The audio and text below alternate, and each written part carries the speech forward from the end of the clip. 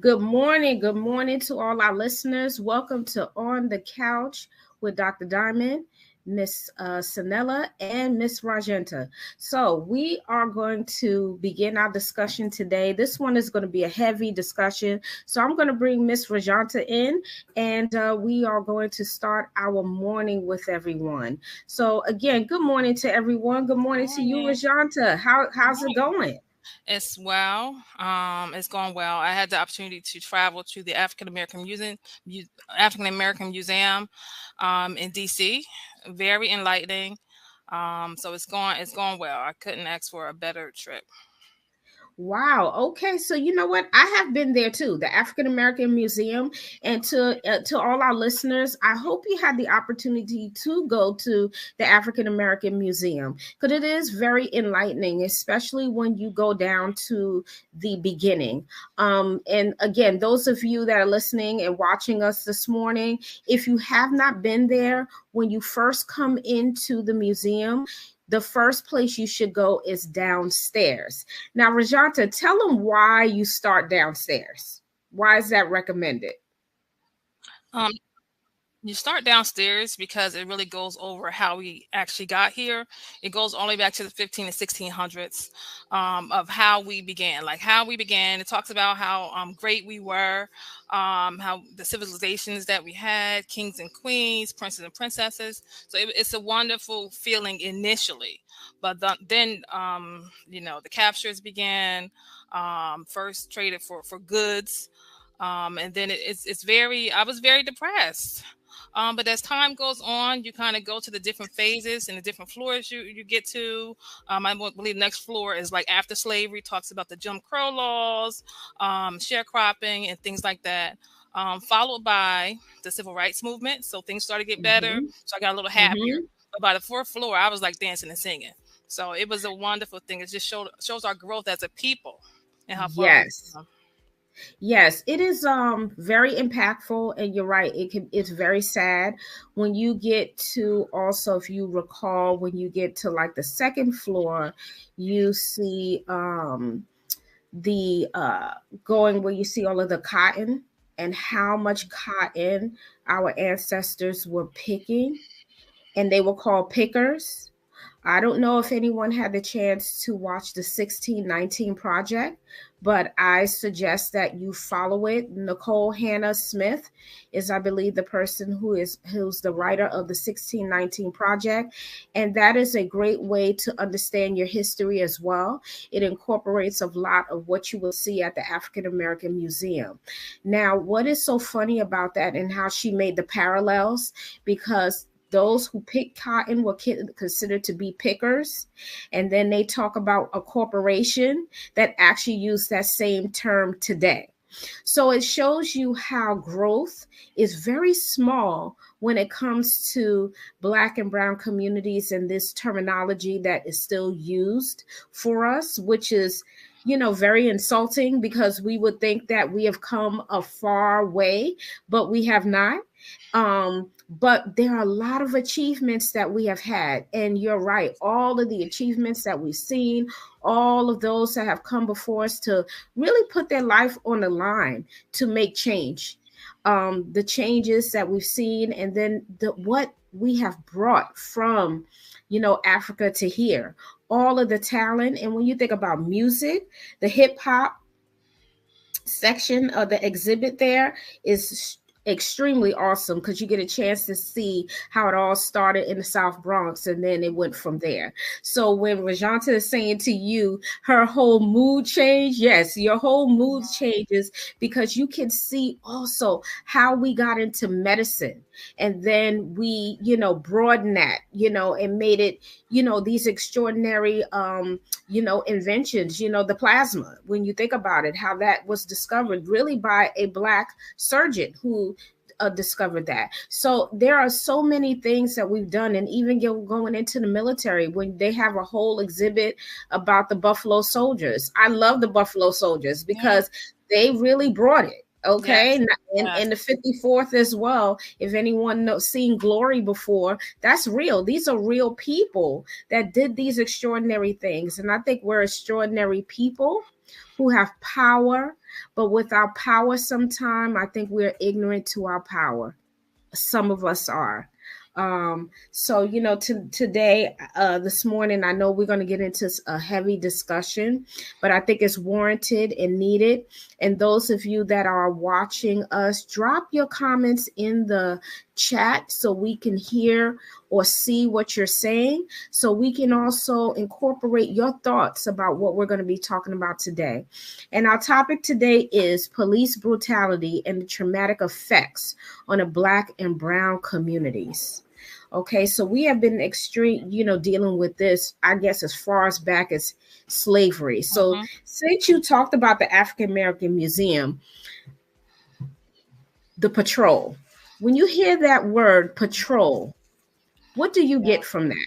Well, when I think about the patrol, I just think about slavery, and the fact when there were, just slaves who were kind of sent to kind of whip other slaves. Were sent to catch slaves who escaped.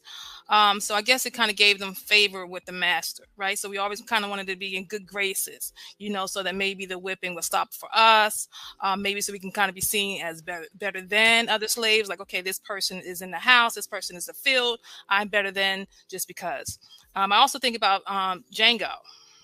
Now, I don't know if you guys have had the opportunity to see Django, but that really blew my mind with the portrayal of how things were back then, and this stuff is kind of, the mentality is really passed down, as seen, in the recent police brutality with the young man that was killed. Just knowing Mhm. that those officers were African American, you know, and I guess it's different for me in the aspect because when it's white officers, we kind of expect certain things, right? We expect a duck to be a duck. But when the duck turns into a turkey, and it's your own, you're thinking like, how can this person do this? They know, what we go through, what we experience as African Americans. They know the oppression that we have dealt with over time. So it kind of affects me in a different way because it's like, wow, like, do you not love yourself? Do you not know how far we've come? It's very, very, it's heartbreaking. It's heartbreaking. It's very heartbreaking. Our community constantly is going through a level of trauma. So you have to take it back from being human trafficked first, because they're being ripped away, taken away from everything that they know, their culture, traditions of their families, all of those things, to be thrown into a world they don't know about, and going across as a lot of the narratives. So if you remember that from the African American Museum, you heard the narrative of those that were coming across. They had no idea what was happening to them. Hmm. And they were going to a strange place. And they said, what is this? So now you get to this place, and then you are being brutalized. Hmm. So just think about that word brutality and then trauma, how they both go together, like they marry each other, because this is Absolutely. what our folks experience day to day to day. And then you have to now think about the patrol. So these patrol were designed to make sure these slaves went back to these plantations if they were caught. Not only when they were caught, they were hung, or a limb was taken off. Hmm. I mean, these things actually happen to us, that we, as African Americans and those that are Latinx, we consider ourselves human beings, but they did Absolutely. not consider us human beings. So therefore, they didn't know that we can feel. We Absolutely. do feel. We feel everything. We feel the trauma. We feel everything that's going on. So let's fast forward now. So let's, even before we get any further before we get to Tyree Nichols, think about Rodney King. Okay, that was something that was, we saw it. And I Absolutely. know I was much younger, so you and I had to be younger to see that and to think Absolutely. and say to ourselves, what is happening here? What is happening? Absolutely. And then the Mm-hmm. ongoing effects, I would say, of the PTSD that it brings within our community, the depression, right? And hurt people, they hurt people. So I think about that, and I think about how that's passed on, and just the different things that happen in our community as an effect, with our young people and the violence that goes on. It's a very, very big thing. Sometimes the callousness that goes on, and actually just not really knowing how to react, how to feel, and just how to work through that, mentally. And I want to just do some quick statistics before we move forward. 80 to 90% of the cases with homicide are killed by another Black person. So most of the perpetrators Mhm. are African American.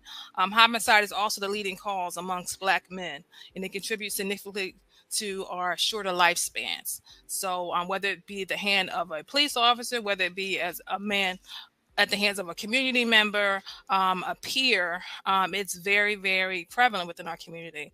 And we are all often searching for answers as to why, like what's going on. Obviously, it's gotten worse over the Mhm. years. And I'm not sure whether it's COVID. I'm not sure why, but I'm sure research is being done just to try to figure out why things are getting increasingly worse amongst our young Yes. people. Yes. Post-traumatic slave syndrome. You ever heard of that terminology? I haven't. I haven't. Okay, I'm going to explain the post traumatic slave syndrome to you and everyone that is listening and watching us this morning. Um, Dr. Joy DeGruy is the person that wrote the book called Post Traumatic Slave Syndrome. And based on this book, she talks about the generational trauma that we all experience. So take it from the first person that came. So let's look at the first 20 slaves that came here, that's documented and came into, actually everyone think it's just Jonestown, but it's not Jonestown. So they actually came into Virginia. It is Virginia, but I'll tell you the town shortly. But when they came, think about the 20 that came here. Okay. Think about their children that they had and their children. That trauma goes down from one Mhm. generation to the next. So let's even fast forward and say, when we are pulled over by the police, but prior to that, what do we do as Black Americans and people of color? We prep ourselves and our children That's to go right. out into society. So that is what trauma looks like. When you're telling your son, make sure you put your hands on the steering wheel, don't make any sudden movements, don't say anything that will cause you to get pulled out of your car.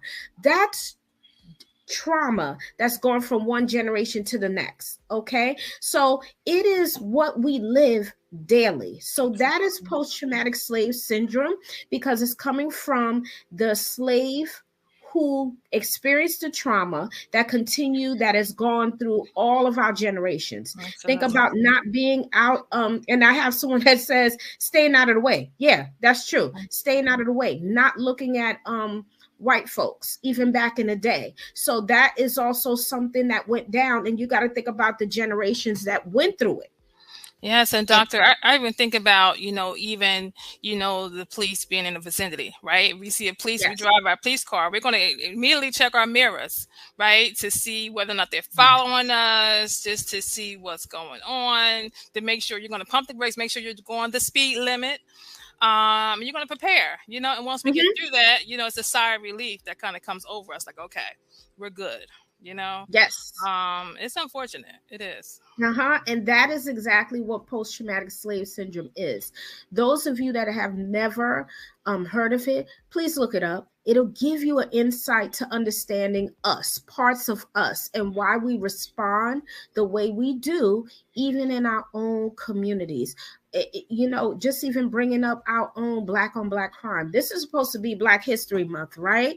The shortest month of the year. However, traumatic things continue to happen even amongst us in our community. Are we highlighted more? Yes. Are other communities that are not Black and of not color do the same thing? Yes. But who is looked at the most? Us, Hmm. just us. But the Absolutely. power is what we got to tap into. So let's define police brutality. So quickly, I'm going to define it for you. Police brutality is defined as the use of excessive physical assault or verbal assault during police procedure, such as apprehending or interrogating a suspect. Deadly force is not always excessive force. However, when deadly force exceeds the force that is necessary to create a safe environment, it is considered police brutality. So, therefore, if you're experiencing police brutality, it's because now it's over what it should be. If I'm having a basic stop, I'm being pulled over, then I'm being asked to get out of my car. When you ask me for my registration and my driver's license, I hand it to you, and maybe you don't like the way I'm looking right now, so now Mhm. you're going to pull me out of my car, and all of a sudden I'm getting punched in the face, thrown down to the ground. I'm not following the instructions. So all of these things are happening when it shouldn't be that way. I definitely agree with you. And what comes to mind is Sandra Bland. I remember a couple of years ago when the incident happened with, the Rodney King Mm-hmm. incidents. For me to a woman of color, really just made me, disgusted. And I couldn't believe I was in disbelief. So when people say defund the police department, I'm all for police. But I will say that I'm not for the stigma that goes along with them, stereotyping, people of color. I definitely would, recommend proper training and just definitely cultural competency. We all have to be competent. Each culture is different, and we need to be more realistic when it comes to the needs of different communities, right? One community may do things this way, this community may do things another way. It doesn't make them wrong. It just means that we're all different. We're just like a melting pot. Exactly. We are a melting pot that people that are thinking people, creative people, people that can work together and make a way out of no way. That is a term that you will see also in Hmm. the African American Museum, because we do Yes. make a way out of no way. We don't Yes. even know we go through this struggle, and sometimes you don't even know you're struggling, That's right. especially when you're a kid, That's because right. us, we learn how to use our power in that way. So that is what makes us so magnificent when it comes to us being people, black Yes. people in general. But then we have to think about all the other things that shouldn't be there, right? No one Yes. is perfect. No one. Okay. Yes. But we also have to realize what we are going through. The media, how the media portrays us. Let's talk about that. How does that look for us, especially black men? How are they portrayed in the media? And all of you, drop a comment, because I'm pretty sure you all have a comment on how our brothers are being looked at. Mhm. I just want to say, just aggressively, if you're a big guy, you're looked at to be intimidating. You're looked at to be just aggressive. And you can be like the gentle giant, like my husband. He's a big guy. He automatically looks like he's intimidating, but he's like the Mhm. nicest guy that you can meet. And I guess I want to share a story as when we were initially house hunting. So the realtor, took us to the house, right? We left the house and we came back around the house on our own to see it. The people, the neighbors, actually called the police on us. We didn't know until we got back home. There was actually a police at our door. I guess someone who in the neighborhood wrote down our license plates and said that they thought that we were kind of trying to break in the house. And that happened. I was kind of blown away by that. Another incident when we were looking to dock our boat. My husband went down to Burlington City to the dock to try to see, about the docking and things like that. He actually was dr- guns drawn. Sorry, because I'm still like a little upset about this. So the police Mhm. actually came up on him, guns drawn, just saying that he fit the description. He was just looking at, the place to dock the boat. I guess he looked like someone in the neighborhood that something happened. Black car, black man. So they made him get out the car. So that incident was very I guess it was very worrisome for us, and very disgusting once again. And we kind of just see that the stereotypes and the stigmas are still around once it comes to African American men. So I'm sure a lot of Mhm. African American men have been pulled over before. I don't know any who have not been pulled over before, but maybe that's Mhm. But everyone I've talked to have actually been pulled over before because they fit the description of someone. Mm-hmm. And I'll share a story with you as well. My brother, he was young teenager. He had to be about 13 or 14 years old. So picture this, we grew up in Harlem. So he's walking down the street. Everybody had those bucket hats back in the day, and they came in different colors. He happened to have one that was red. So there was a suspect, I guess, out there that actually murdered someone. Do you know they picked my brother up, took him to the police station? If it wasn't for someone in the neighborhood that knew my father, because my father was known all throughout Harlem, they were like, look, we see somebody, the police come and pick your son up.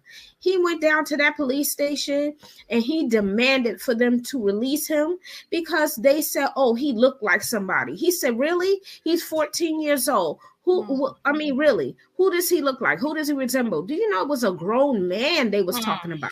So when you really think about like Tamir Rice, that was a little boy that was minding his own business. For you to come up on him and shoot him with no regards to his life, that tells you what our lives are like.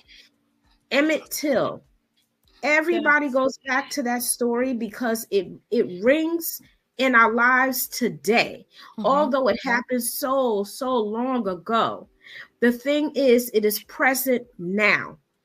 It is. These men weren't even law enforcement, but law enforcement tried to cover it up. But Emmett Till was a victim of that. So, just their hatred. And I want to talk about racial stereotypes. These stereotypes is why Black men and Black women are attacked and treated badly by some of these police officers. And I'm going to say some because it's not all. Some of them are out there going based off of what they believe the stereotypes are, especially all Black men are thieves, right? They're out to 100%. hurt you. They're going to do this, they're going to do that. So these are the traumas that, again, we are going through, but these are based on racial biases. So, what do you think about that, racial biases? Wow. Having worked in the correctional facilities for quite some time, both in the Juvenile Justice Commission and the Department of Corrections, most recently handling a more administrative, where the sentencing. So I had the opportunity to do work where a lot of cases, once you get sentenced, your case will come to my department.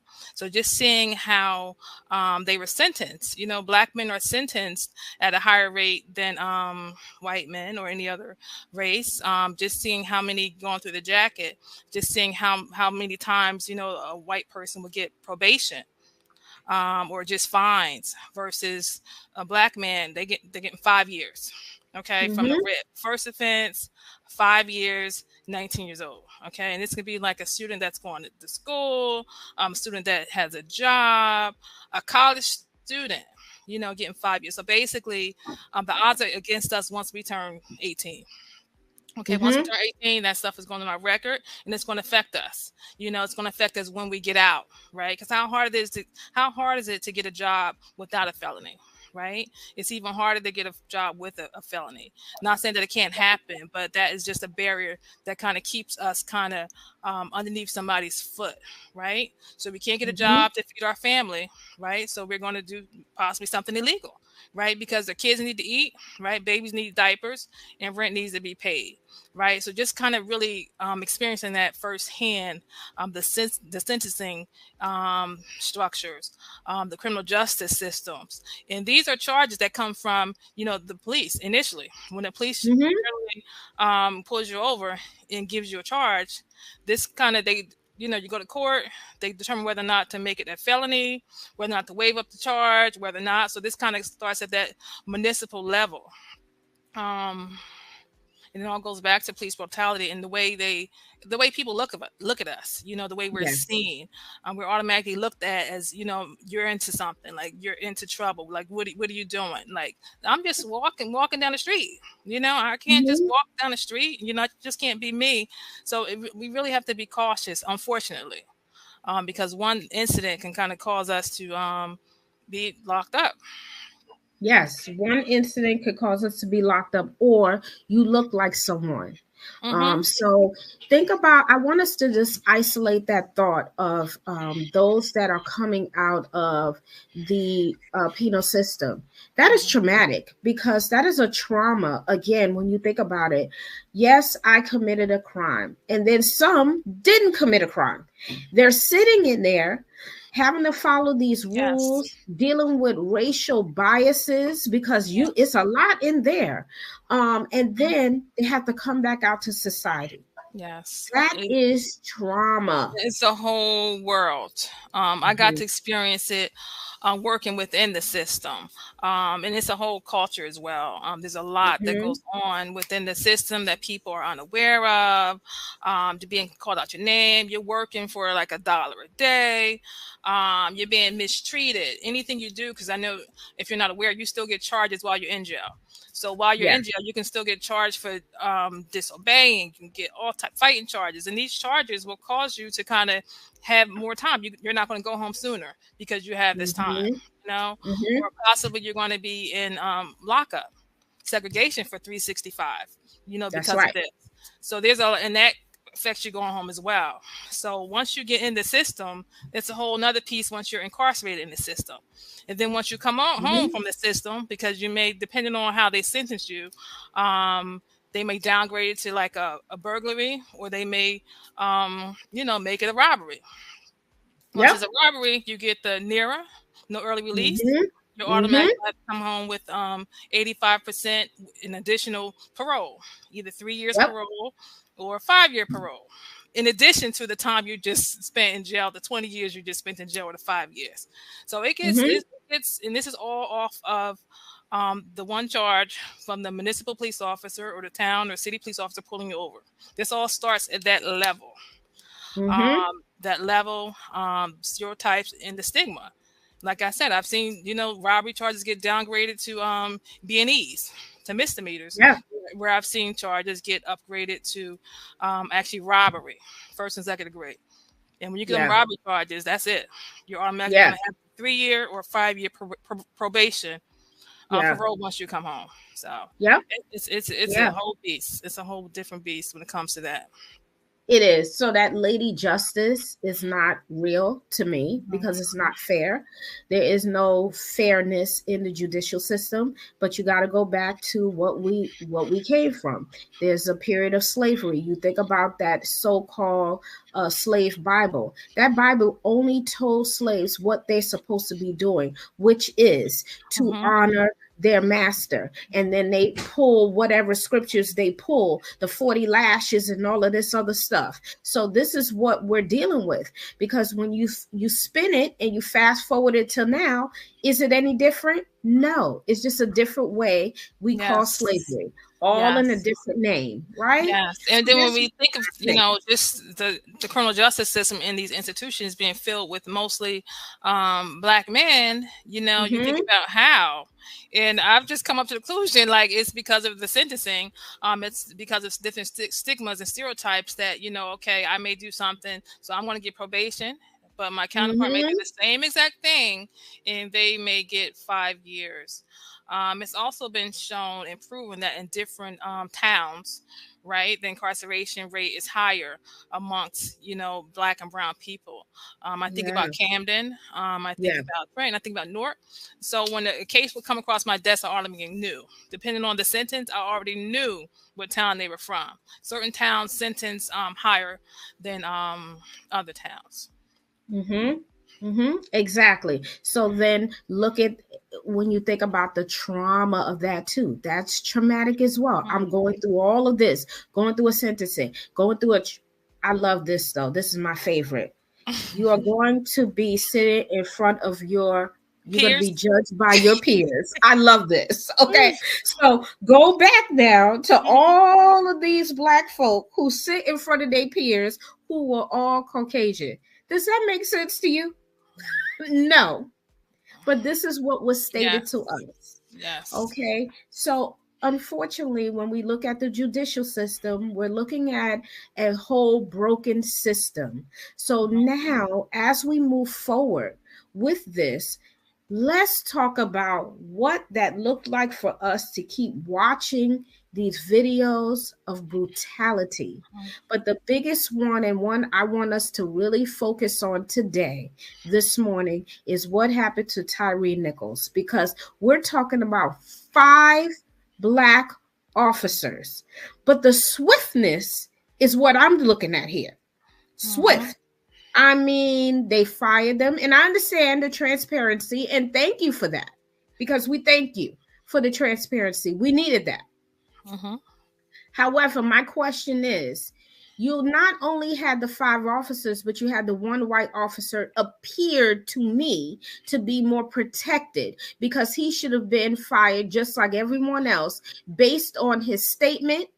He was the initiator when he actually let go his stun gun on him. So that was a lot there. That was a lot there that was going on. So he was treated very differently. Yes, yes.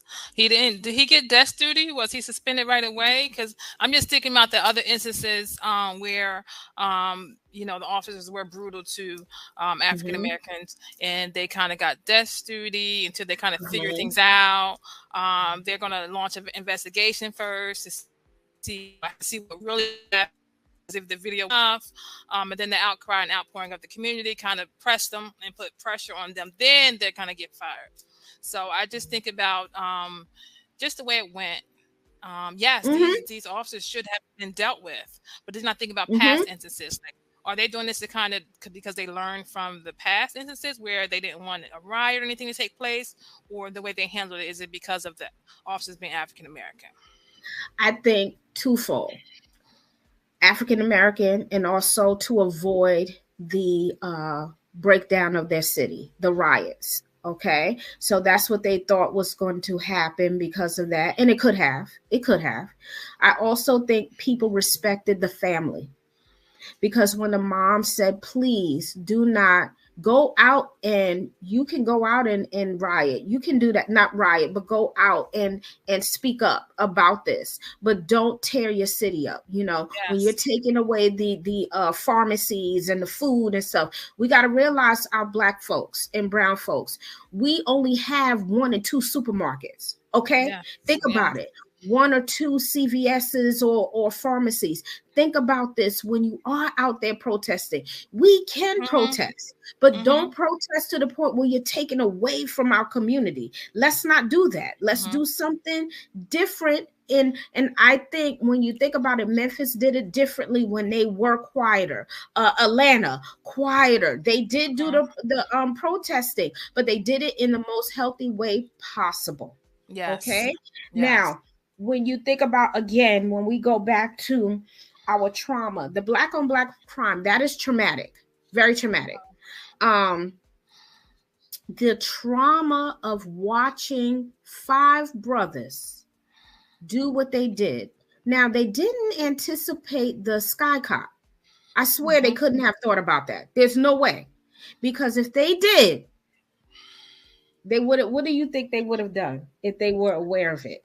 Listen, if they weren't aware of it, they would have stopped immediately. I think that just that in itself, just them knowing that nobody was watching, right? Because you wear this badge, and I don't know, I've never been a police officer, but I'm under the assumption when you wear this badge, you kind of become bigger and badder than what you really are. Like, you kind of feel like you're invincible, right? You can have, there's no Mm-hmm. rules that apply to you. And I've seen it Mm-hmm. working in the correction field. The rules apply to everyone else, but they don't apply to you. So you become Yes. this, I guess, this superhero. No one can say Mm-hmm. anything to you. No one can say anything. Officer, why am I pulled over? No, just shut up and give me information. So, I think that, the badge kind of makes you feel superior, if you will. Yes. And not to take Yes. away, there are very, very good cops. I have police Mm-hmm. members of my family are very excellent cops that I know and love, but there are some that are not so good. And unfortunately, it does bring down um, you know, a lot of police departments, the bad It apples. does. It does. The bad apples do bring them down. And unfortunately, these 5 bad apples was doing the worst thing they could possibly do, which was terrorize their own neighborhoods. You're Hmm. supposed to be there to protect and serve, not to brutalize and hurt the very people you look like. But then guess what? all skin, same skin folk and kinfolk. Mhm. Okay, so they Exactly. actually showed that they really Yeah, did. and I They humiliated us. yeah, and I think that that really hurts. I think about, just different police officers from the city where I'm from Trenton. I think about, the police officers who kind of shake down local drug dealers or kind of rob them, of Mm-hmm. their things. Don't lock them up. They're gonna rob them. I just think about the way things are handled, and just that light is not really being shown. It's not being addressed. I think about the police officers in the city who kind of beat down and beat up. You know, Mm-hmm. it's a mess. It is a mess. And things are Mm-hmm. not getting better, unfortunately. And it's not getting better. So, what does that do to us as a community as a whole? Well, here's what the traumatic part of it and the aftermath is about it. Some of us go into or spiral into depression, others spiral into panic attacks where the anxiety begins to happen. So it begins to heighten how you begin to feel. Oh, I'm scared. Should I go out into the community? Should I send my son out into the community? Mhm. No, you don't want to send your son out into the community because you are afraid to do that. Your daughter as well. Because Mhm. guess what? When you go back to white cops and police officers, they did attack black women too. They raped them.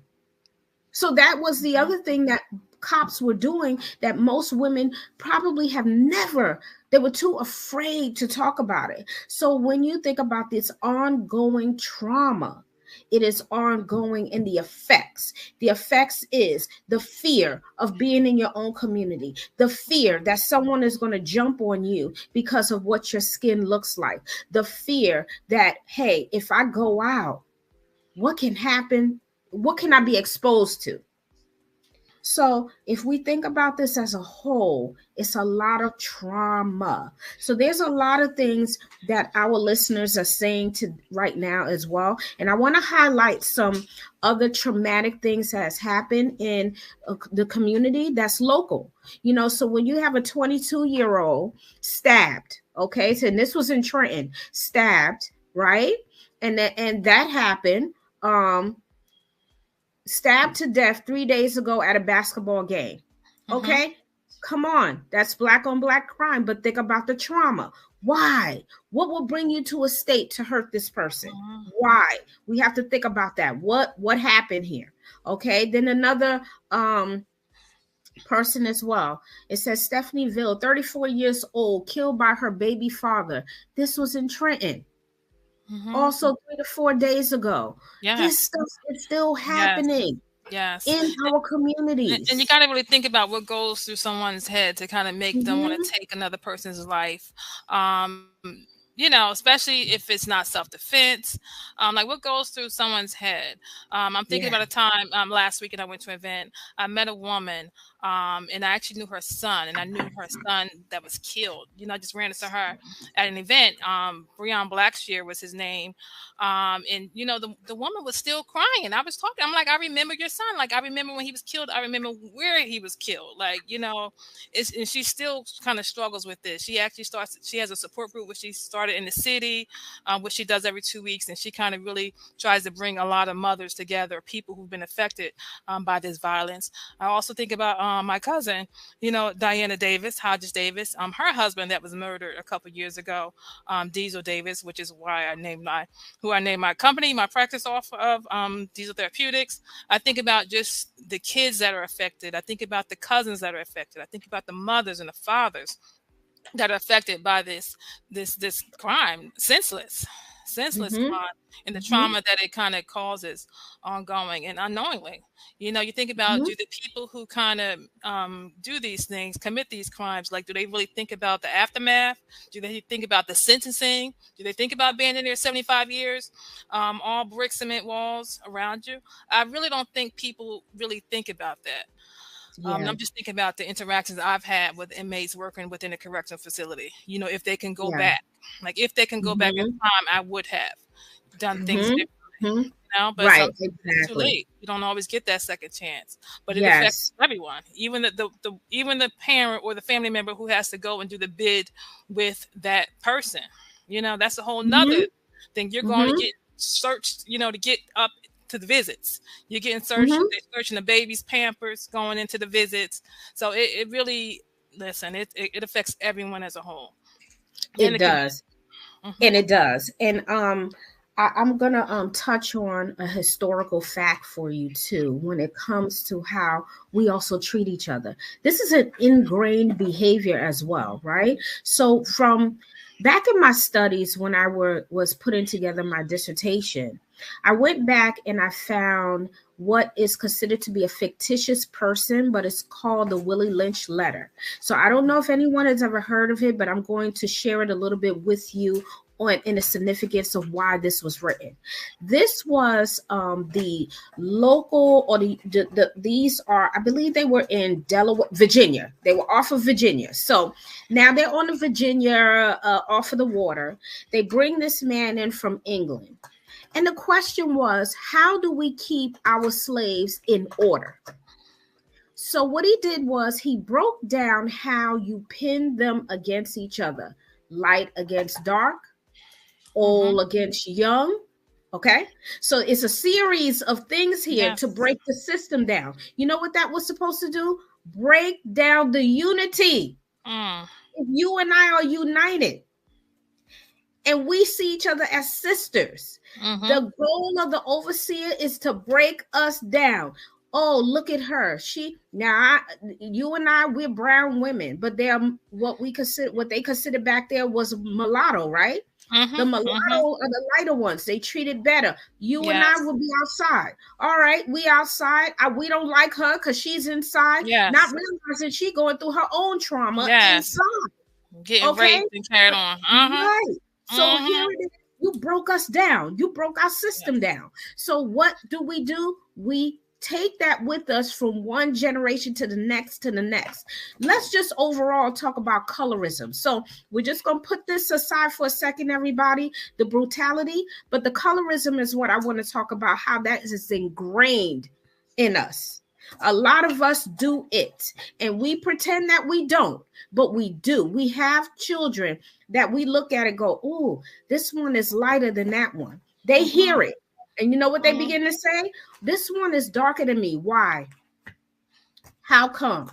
I don't want to talk to that one because that one is darker than me. This is what we do to our kids. That is the ongoing trauma of the Willie Lynch letter. Stop it. If you are a person that did it or have done it or you do it by default, please recognize that you are doing it. There's no reason that you should do this, okay? When I had my son, I don't know, years later when he got older, out of curiosity, and I think this is again me doing my studies, I just went to his room and I asked him, I said, "Do you look at color?" He said, "What you talking about?"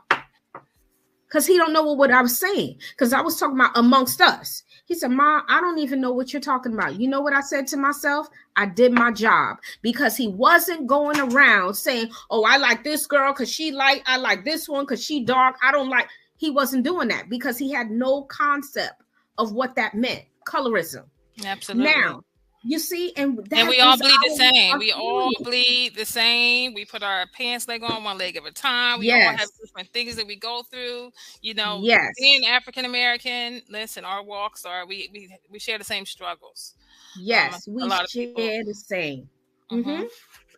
Absolutely. We share the same struggle. So I want to present to you all a quick article. I'm not going to read the article. I want you all to go back and um, look at this article. The article is done February 8th, 2023 by Dion Scott Hawkins.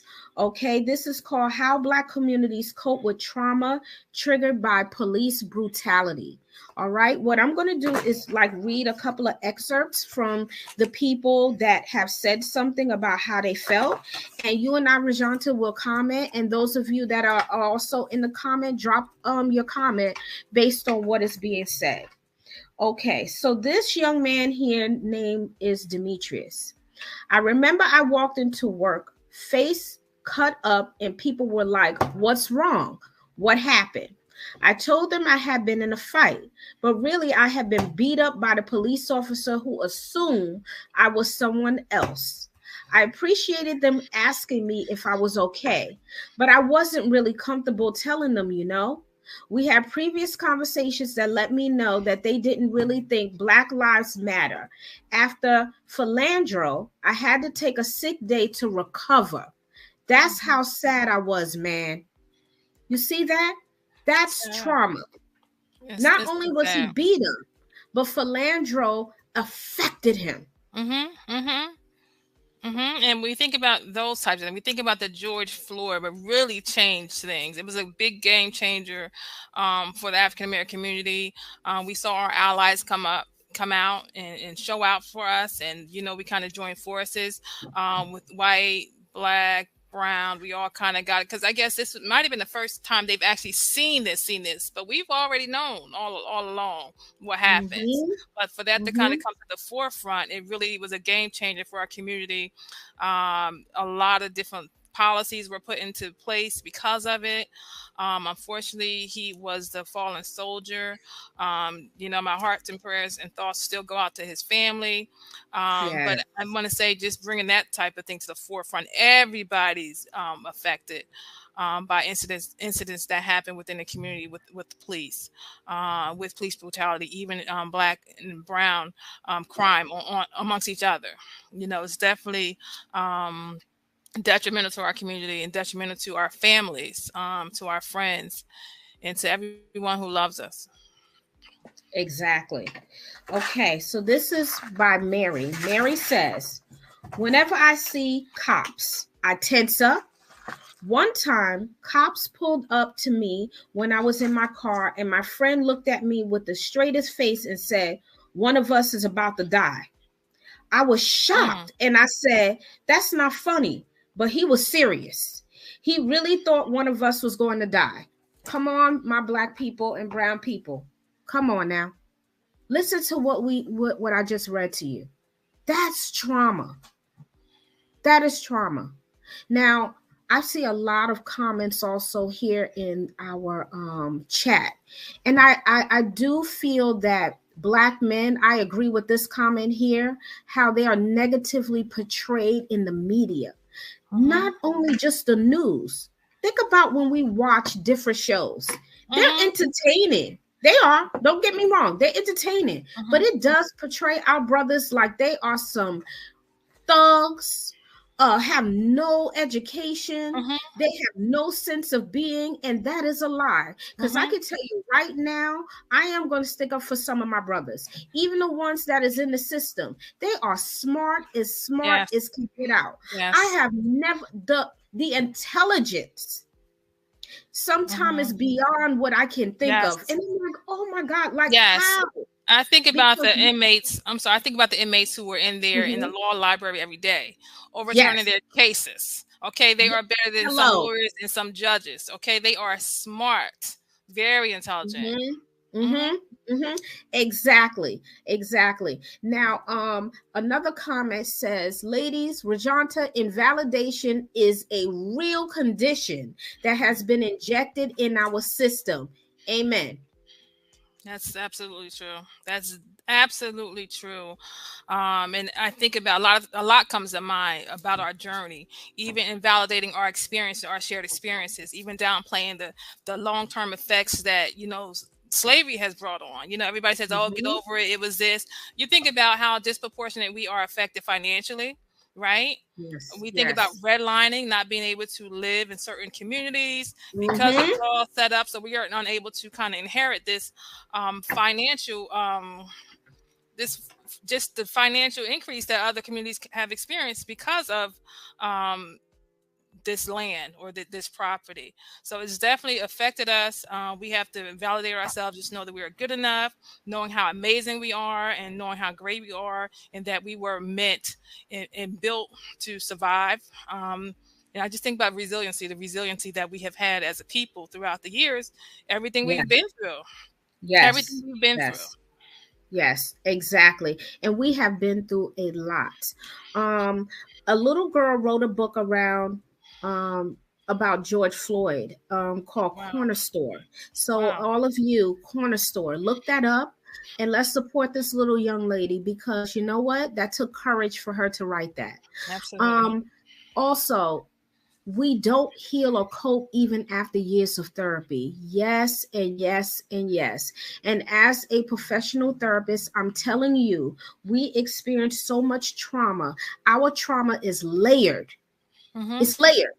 And when I tell you, when I'm working with different people from our community, I always talk about them as the onion because we are.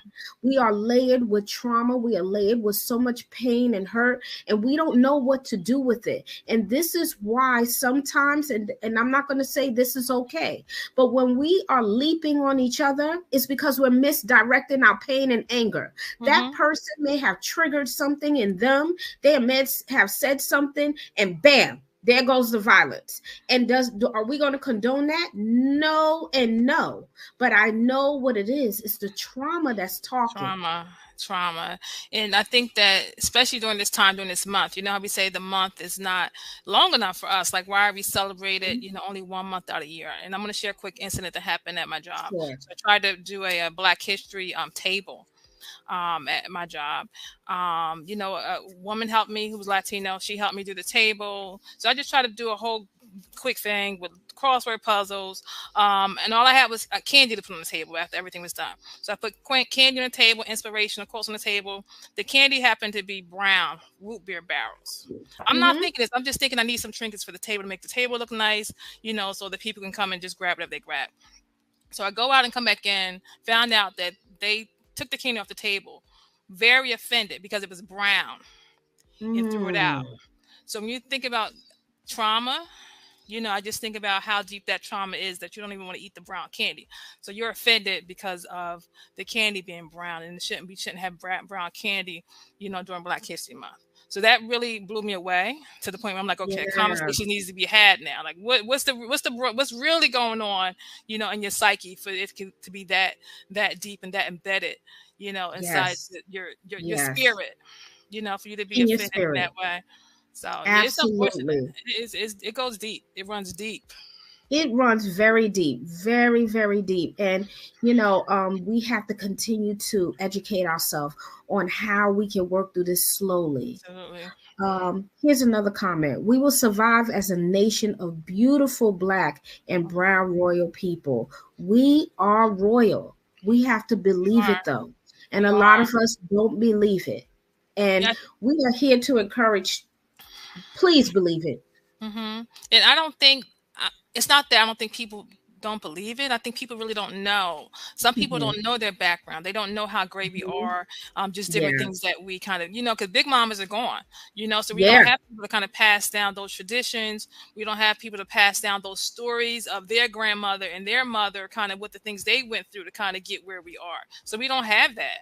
That's So right. I think that people We don't know how don't. great we are and how far we've come. We have come long ways, from us not even Mhm. being able to read and write, right, to now getting our PhDs and being master's levels of therapy. Mhm. We weren't allowed to read and write, Exactly. weren't allowed to drive, weren't allowed to vote, weren't allowed to, own a piece of land.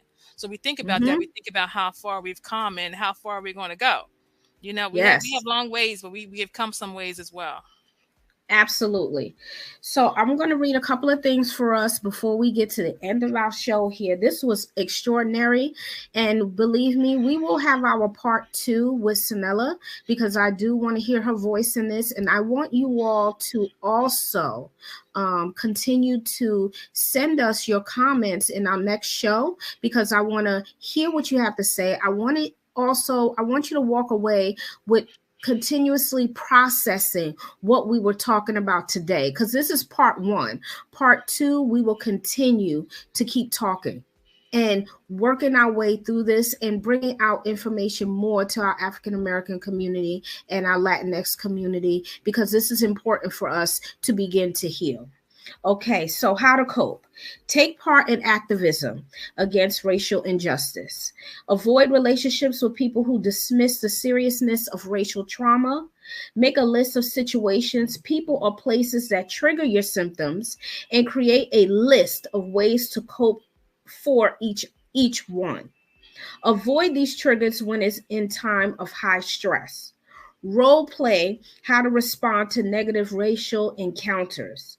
Hmm. Employ self care by doing things that you enjoy and make you happy. Mm-hmm. Limit your exposure to news media and viral videos.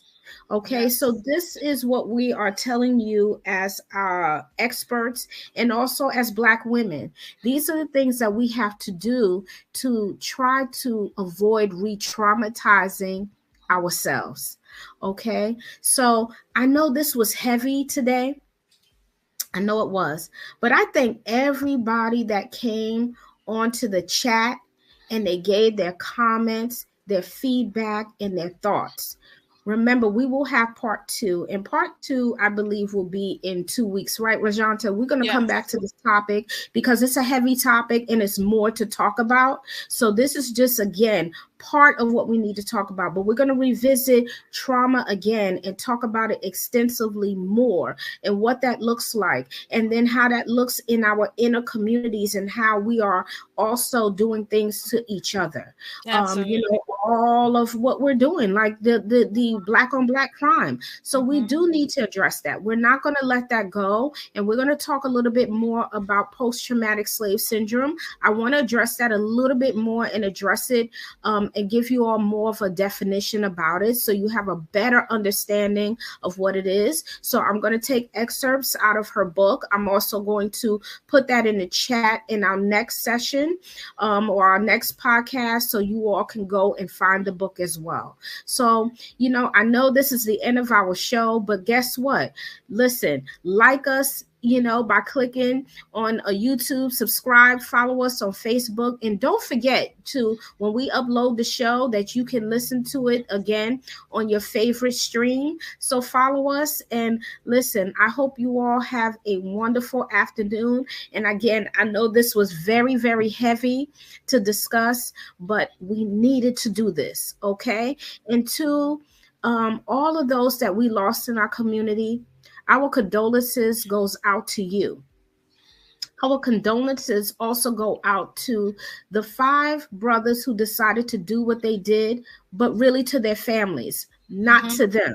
Whatever trauma or whatever they went through or whatever it was that caused this to happen, I'm saying to to all their families, I wish you recovery from this as Mm-hmm. well, because this was traumatic to you also.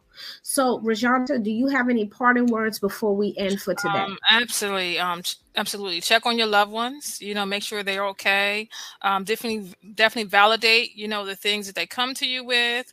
Use supportive coping skills when you're trying to sort through different things and process things. And just keep recovery first. Keep God first. And continue to do what you're doing.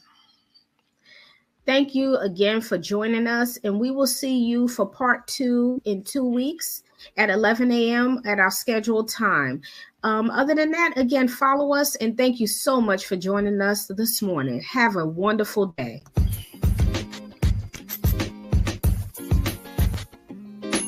Thank you for joining on the couch this evening. Be sure to follow us on Facebook and Instagram, and if you want to contact Dr. Diamond, you may reach her at candidconversations.dr.d@gmail.com. Have a great evening, and we will see you on the next show.